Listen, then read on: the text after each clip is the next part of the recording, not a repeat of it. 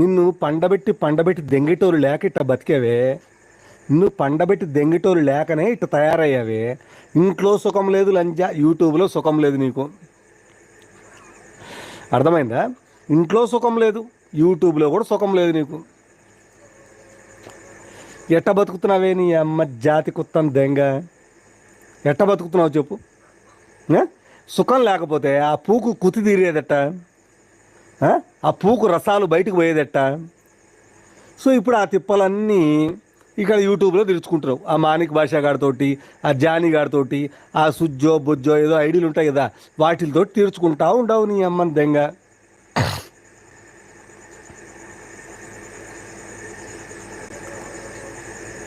ఇంతకంటే పీకేది ఏముంటుంది ఆతులు లంజా.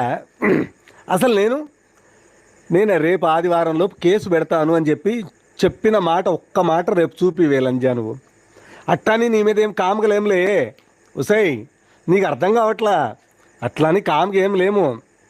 నీ అమ్మను పండబెట్టి దింగే రోజు చాలా దగ్గరలో ఉంది. నిన్ను కొత్త కోసి చీల్చి చేపల చెరువుకేసే రోజు చాలా దగ్గరలో ఉంది ఆ లంజా. నీ బతుకులన మొడ్డ లంజదానా. నువ్వు మాట్లాడే మాటలకు కూడా ఒక అథెంటిసిటీ ఉంటుందంటే లంజా. వసే శృతి, వసే సుత్తి లంజా, వసే సుత్తి, నీ అమ్మ సుత్తి పూకుని దెంగ. షీమాయా ఆ తురక పేరు పెట్టుకున్నావు కదా లంజా, దాని గురించి కూడా మాట్లాడదామే రేపటి నుంచి. షిమాయా, వసే తురక లంజా, ఆ తురకదాని పూకులోకి ఎందుకు మారావు?